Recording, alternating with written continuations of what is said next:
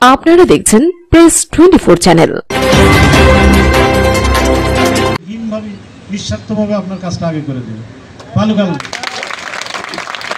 এই জন্য যত ভালো কাজ হবে সব আপনাদের, যত খারাপ কাজ হবে সেটাও আপনাদের। অতএব আপনারা আমরা সহযোগিতামূলকভাবে থাকি।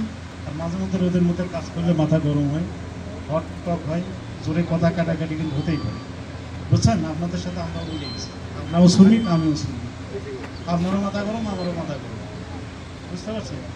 এই মাথায় গরম ঠান্ডা রাখার জায়গা নেই, আছে মাথা গরম হবি। এই যে আপনারও মাথা গরম আমারও মাথা গরম, আমার পুলিশেরও মাথা গরম, এটা নিয়ে মন খারাপ হয় না কেউ। আবার ড্রাইভার সাহেব হয় সাইডে যায় বসে, মাঝখানে কিন্তু বসে না, সে এক সাইডে বসে এই পাশে জায়গা করে দেয়। আবার তার হাতে একটা ফোন, এক হাতে হ্যান্ডেল। তা আপনি কী করবেন? প্যাসেঞ্জার যদি বলে ভাই ডানে যান, ডানে বামে কোনো কিছু না দেখে ডানে ঘোরানো, সে পিছনে কেউ আছে কি নাই এটা দেখে না। আমরা যখন সেদিনকে আমি যাচ্ছি এই দিক দিয়ে যাওয়ার সময় একজন অটো ড্রাইভার, সে দেখতেছি যে আমরা অনেক দূরে, সে মানে বামে গাড়িটা নিয়ে উল্টো আসতেছে, আমাদেরকে দেখছে, দেখে সে নিয়ে যায় করে একটা ফ্যাক্টরি আছে ওখানে, ফ্যাক্টরি গেটে নিয়ে ভেঙে রেখেছে। মারার পরে তো দাঁড়াইছি, ঘটনা কি সে দৌড়াচ্ছে, আবার দৌড়াচ্ছে, তাকে আবার ধরে নিয়েছে। এবার তার আর মানে অনুরোধের অভাব নেই, সব অনুরোধ শোনা যাবে বলে? আপনি এমনি উল্টে আসছেন, প্যাসেঞ্জার তুলছেন, মহিলা ছিল, তার সাথে লাগেজ ছিল, সে যে ফ্যাক্টরির গেটে লাগাই দিয়েছে, রাস্তার থেকে কমপক্ষে 10 গজ দূরে সেই গেট। তো কী করবেন, উল্টা যাচ্ছে। তারপরে আবার এই যে আমি গতকালকের কথা বলি, মাস্টার বাড়ি গেছিলাম, মাস্টার বাড়ি যাচ্ছি, কাটার একটা আমরা ঘুরবো, ইউটার্ন করবো, ইউটার্ন করার সময় একটা অটো এই মনে হচ্ছে যে উল্টা ওই দিকে চলে যাবে, আমরা পিছনে যে পাশে ফাঁকা হয়েছে সে আবার দিকে এই দিকে, আমরা যেদিকে যাবো সেদিকে আসতেছি। গাড়িটা এমন পজিশনে রাখছে, ওই পাশে থেকে যখন যে গাড়ি আসবে সে কি বুঝবে যে এই দিক যাবে না এই দিক যাবে? তাকেও তো বুঝতে হবে নাকি? উল্টো দিক থেকে যে গাড়িটা আসবে তাকেও তো বুঝতে হবে এই গাড়িটা কোন দিকে যাবে। বুঝে কিন্তু গাড়ির মুভমেন্ট দেখেও কিন্তু আরেক ড্রাইভার বোঝে যে এই গাড়িটা কোন দিকে যাবে। আমি নিজেই মনে করছি সে সোজা যাবে, পরে দেখি যে সে না আবার ওই দিক ঘুরে আসবে। আমি ওইটাকে যানজট হিসেবে এরকম ধরা যায় না। বড় গাড়ি ফিডার রোডে ঢুকলে একটু হয়, ওই ডাম্পার ডুম্পার যদি না ঢুকতো। তারপরে যে কিছু মোটরসাইকেল আছে, এগুলো স্থানীয় পোলাপান মোটরসাইকেল করে কি ওই যে ওই ডাম্পারের সাথে আবার ওভারটেক করে। বৃহস্পতি, শুক্র, শনি এই তিন একটু প্রেশার হয়, যেহেতু শিল্প এলাকা। বৃহস্পতিবার হলে সবাই চলে আসে, গাজীপুর পাশে, গাজীপুর ঢাকা গার্মেন্টস কর্মী বেশি মনে হয় এখানে, ওরা সবাই চলে আসে। কিছু শুক্রবার দিন ব্যাক করে, কিছু শনিবার দিন ব্যাক করে। তো যানজট বলতে গভর্নর রোডে তেমন একটা যানজট থাকে না, 5 রাস্তায় একটু যানজটটা বেশি। আমাদের জনবলও কম, 2জন এএসআই আছে, একজন সার্জেন্ট, আমি নিজেও ফিল্ডে থাকি। রক্ষা করবে আমরাও ছিলাম। আমরা যখন রুটে বের হই দেখি এই বিভিন্ন জায়গায়, বড়ডুবা বলেন, বগার বাজার, পুরা রুটে, এটা একটা অনেক গুরুত্বপূর্ণ রুট। তো আর স্বাভাবিকভাবেই গরিব মানুষ, অটো যারা চালায় সবাই গরিব, আমরাও ওনাদের প্রতি মানবিক। বারবার বলি যে ভাই আপনারা হাইওয়ে রুটটা কম উঠবেন, হাইওয়ে রুটে আপনাদের জন্য আসলে মেইনলি অ্যাক্সিডেন্টগুলো হয়, আপনারা একটু সতর্কভাবে উঠেন, আমরা মামলা দিচ্ছি। আমাদের মাঝে উপস্থিত রয়েছেন ভালুকা উপজেলা শ্রমিক দলের বিপ্লবী সভাপতি ও সাধারণ সম্পাদক শাহ মোহাম্মদ সুজন ভাই। আমাদের মাঝে উপস্থিত রয়েছেন ভালুকা অটো টেম্পো শ্রমিক দল ও হাইওয়ে পুলিশ সদস্য, সকল নেতৃবৃন্দ, সকলকে জানাই আন্তরিক শুভেচ্ছা অভিনন্দন। সম্মানিত নেতৃবৃন্দ, ভালুকা আমরা লক্ষ্য করে দেখেছি যে কিছু ডিস্ট্রিক্ট গাড়ি। সম্মানিত সদস্য জনাব মোস্তফা ভাই,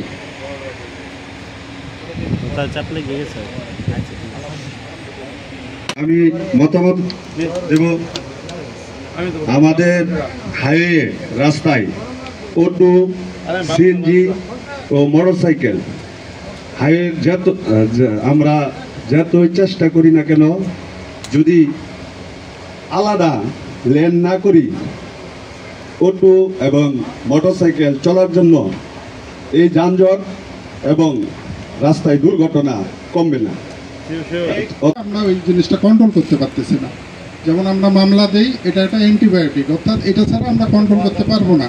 রাস্তায় গাড়ি ঘোড়া এমনভাবে বাড়বে যে অটো বা অন্য গাড়ির তুলনায় মানে আমরা কোনো ক্রমেই সামাল দিতে পারবো না।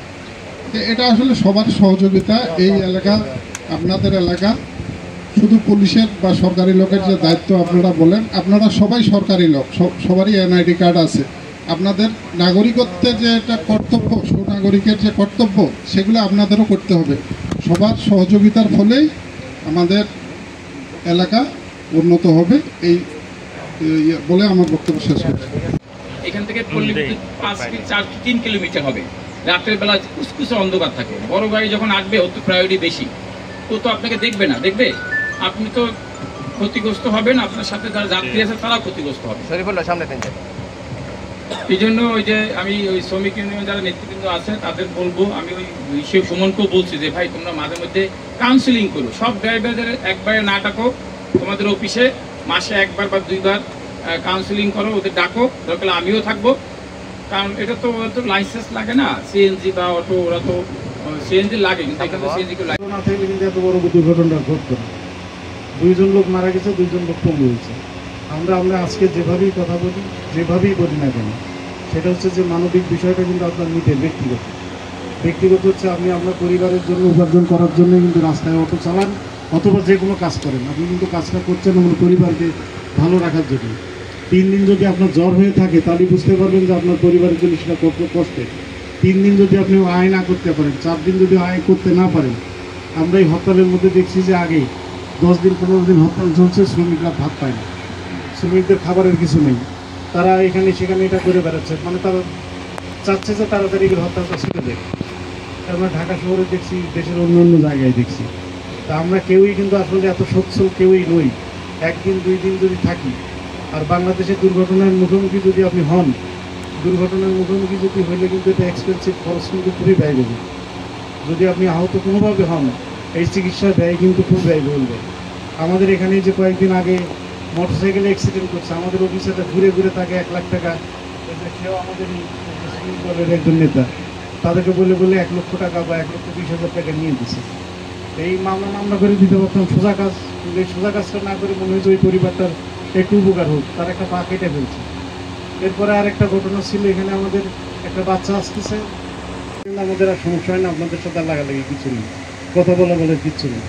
আর এই যে বিশেষ করে যে কাটাগুলো আছে, এই কাটাগুলোর সময় একটু সুন্দর করে দাঁড়ানো, যে এই দাঁড়ানোটার জন্য আমি যদি ইউটার্নও করি, সেটা যেন অ্যাক্সিডেন্টের কারণ না হয়। কালকে আমার নিজের চোখে দেখা যায় এমনভাবে দাঁড়াইছে, আমি বুঝতে পারতেছি যে গাড়িটা কোন দিকে যাবে।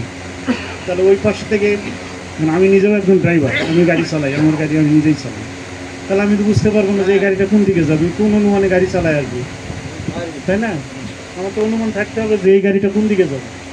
এই জন্য আগে আমাদের ভয় পাওয়ার দরকার নেই, আমাদের কিচ্ছু করার দরকার নেই। আগে নিজেকে সম্মান করেন, নিজেকে ভয় পান, আপনার প্রতি আপনার পরিবারটা কঠিনভাবে নির্ভরশীল।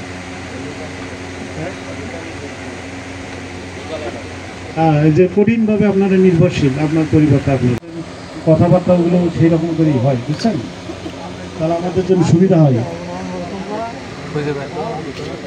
আর স্থানীয় লোকের বিষয়গুলো আমরা দেখে আমাদের প্রতি আমরা মানসিকভাবে কাজ করার চেষ্টা করি। মামলা দেওয়া আসলে আমাদের উদ্দেশ্য নয়। আর তার আগে শেষে একটা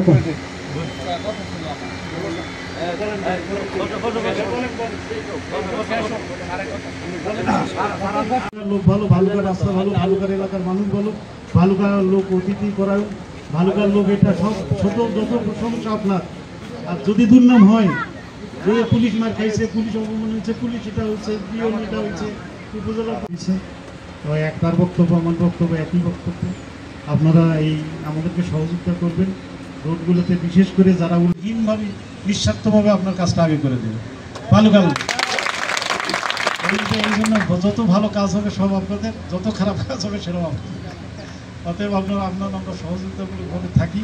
আর মাঝে মধ্যে রোদের মধ্যে কাজ করলে মাথা গরম হয়, হট টক হয়, জোরে কথা কাটাকাটি কিন্তু হতেই পারে, বুঝছেন? আপনাদের সাথে আমরাও মিলে গেছি, আপনারাও শ্রমিক, আমিও শ্রমিক, আপনারও মাথা গরম, আমারও মাথা গরম, বুঝতে পারছি? এই মাথায় গরম, ঠান্ডা রাখার জায়গা নেই, আছে? মাথা গরম হবেই। এই যে আপনারও মাথা গরম, আমারও মাথা গরম, আমার পুলিশেরও মাথা গরম, এটা নিয়ে মন খারাপ।